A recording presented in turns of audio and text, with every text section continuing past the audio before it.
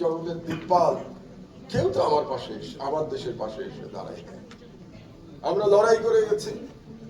যখন মোহাচ্ছন্ন হয়ে আছে আপনাদের কাছে, শাহবাগে গণজাগরণ মঞ্চে সারা দেশ মোহাচ্ছন্ন করে আছে কিংবা করে রাখা হয়েছে মিডিয়া দিয়ে 24 আওয়ার্স টেলিভিশনে দেখানো হচ্ছে সেখানকার কার্যক্রম। সেই অবস্থায় একমাত্র আমার দেশ বলেছে যে শাহবাগে ফ্যাসিবাদের পদধ্বনি। আজকে আপনারা সবাই বলেন ফ্যাসিবাদের কথা, সবাই বক্তৃতায় বলেন, সেদিন কিন্তু আমাদের পাশে কেউ আপনারা এসে দাঁড়ান নাই। এটাই বাস্তবতা, এটা বাস্তবতা। এবং এবং কোন কোন পত্রিকায়, লিডিং পত্রিকায় আমার দেশ বন্ধ হওয়ায় এবং আমি গ্রেফতার হওয়ায় আনন্দ প্রকাশ করা হয়েছে। দিনের পর দিন টক শোতে বড় বড় দিকপালরা ডিফেন্ড করেছে শেখ হাসিনাকে যে আমার দেশকে বন্ধ করা কেন সঠিক কাজ ছিল।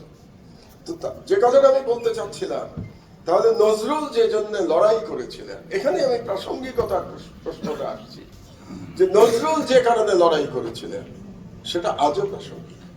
এই জন্য নজরুল জুলাই বিপ্লবের জন্য প্রাসঙ্গিক।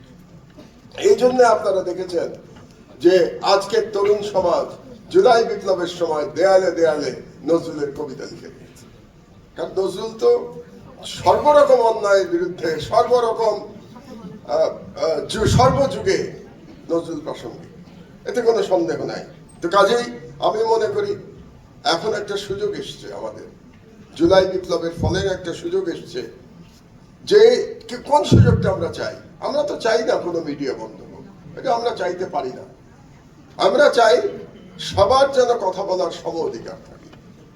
আমরা কথা বলবো, কাউকে যেন গায়ের জোরে, যেভাবে আমার দেশকে বন্ধ করে দেওয়া হয়েছিল, 11 বছর ধরে বন্ধ রাখা হয়েছে, এরকম ভাবে যেন কেউ কোনো বন্ধ নেই। এবং মজার কথা কি জানেন, 11 বছর পরে এখন আমরা লড়াই করছি আবার পত্রিকাটা চালু করবার, কিন্তু সমাজ থেকে, রাষ্ট্র থেকে, সরকার থেকে যে ধরনের সহযোগিতা আমরা প্রত্যাশা করি সেটা কিন্তু এখনো পাচ্ছি না।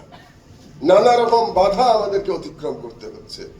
ব্যুরোক্রেসির নানা রকম বটলনেক কিন্তু এখনো আটকে রেখেছে আমাদেরকে। আজকে কমাস হয়ে গেল, 3 মাস হয়ে গেল। আমি তো মনে করি সরকারের দায়িত্ব ছিল তাদের এগিয়ে আসা, তাদের জিজ্ঞেস করা উচিত ছিল আমাদেরকে যে কি লাগবে, আপনাদের পত্রিকাটা বের করার জন্য কি লাগবে। আমি জানি সরকারের বিভিন্ন অংশের সদিচ্ছা আছে, আসিফ নজরুলেরও সদিচ্ছা আছে যে আমার দেশ বেরোক, কিন্তু বের হোক সদিচ্ছা থাকা আর একটা পত্রিকা বের করা যে তার মধ্যে যে পার্থক্য, এটা আসিফ নজরুল সাহেব ভালো জানেন, কারণ তিনি মিডিয়ার লোক, তিনি মিডিয়াতে জীবন কাটিয়েছেন। তিনি জানেন যে একটা পত্রিকা বের করা, চালানো কত কঠিন। এবং এই যে 11 বছর ধরে এক শেখ হাসিনার দানব সরকার আমার দেশকে বিভিন্ন ভাবে ধ্বংস করে গেছে, সেখান থেকে এখন যে আমরা খুব দ্রুত পত্রিকাটা চালাবো, সেইটা চালানোর জন্য যে সহযোগিতা দরকার, সরকারের সকল অংশে সেই সহযোগিতা এখনো নাই। এটা হচ্ছে বাস্তবতা। আমাদেরকে দৌড়াতে হচ্ছে বিভিন্ন লোকের কাছে, আমাদের রিকোয়েস্ট করতে হচ্ছে। এবং কোন কোন ব্যুরোক্রেট এমন ভাব করছেন তারা যেন আমাদেরকে করুণা করছেন, তারা আমাদেরকে করুণা করছেন। যদিও আমাদের লড়াই অবশ্যই মূল লড়াইটা লড়েছে তরুণ সমাজ, কিন্তু আমরা যে গত 16 বছর ধরে লড়াই করে গেছি, সেই লড়াইয়েই তো আলটিমেটলি শেখ হাসিনার পতন হয়েছে। এবং সেই পতন হওয়ার ফলেই বর্তমানে যে সরকার ক্ষমতায় আছে তারা ক্ষমতায় আসতে পেরেছে। কিন্তু এখন যখন সেই সরকারের বিভিন্ন ব্যুরোক্রেসি এমন ভাব দেখায় যে তারা আমাদেরকে করুণা করছে, তখন মনে হয় আসলে কি পরিবর্তন হলো বাংলাদেশে, নাকি এখনো পুরনো মানসিকতায় আমরা আটকে আছি। আমার বক্তব্য আমি দীর্ঘায়িত করবো না, আমার আগে লম্বা বক্তব্য আমরা শুনেছি অনেক, এরপরে আসিফ নজরুলের বক্তব্য শুনবো। শুধু শেষ কথা হচ্ছে যে এই যে লড়াই, এবারকার যে তরুণ সমাজের যে লড়াই, এই লড়াইটা শুরু হয়েছিল কিন্তু একটি বৈষম্যহীন সমাজ গঠন করবার থেকে এটা শুরু হয়েছিল। আর নজরুল কি অসাধারণ সাম্যের কথা বলে গেছেন। আমরা যদি সাম্যের কবি বলি, নজরুলের থেকে বড় সাম্যের কবি আর কে আছে? তো তাহলে বৈষম্যহীন সমাজের জন্য যে লড়াই, সেই লড়াইয়ে নজরুল প্রাসঙ্গিক থাকবে না তো কে প্রাসঙ্গিক থাকবে? একটু আগে কবি আব্দুল হাই শিকদার একটা কবিতার কথা বলেছে এবং সে বলেছে এটা শ্রেষ্ঠ লাইন কবিতা হিসেবে, আমি তার সাথে একমত। আমি আরেকবার ওই কবিতার লাইনটা বলছি, গাহি সাম্যের গান, মানুষের চেয়ে বড় কিছু নাই, নহে কিছু মহিয়ান। অথচ আমরা গত সরকারকে দেখেছি এই মানুষকে কত জুলুম করতে।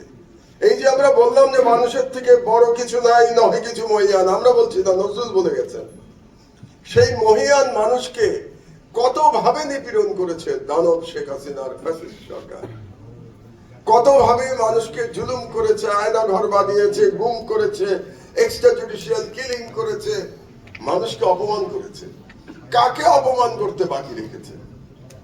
শেখ হাসিনার বাণীগুলি যদি আমরা মনে করি বিভিন্ন ব্যক্তি সম্পর্কে, প্রফেসর ইউনূস সম্পর্কে এবং খালেদা জিয়া সম্পর্কে এবং অন্যান্য সম্মানিত ব্যক্তিদের সম্পর্কে, তাহলে তিনি মানুষদের প্রতি মুহূর্তে অপমান করেছেন। তো সেই সরকার এই দানব সরকার থেকে আমাদের মুক্তি দিয়েছে, ফাইনাল লড়াইকে মুক্তি দিয়েছে আমাদের অসীম সাহসী তরুণ সমাজ, এবং তাদেরকে আমি ধন্যবাদ জানাই। তাদেরকে আমি অবাক হয়ে যাই যে 16 বছর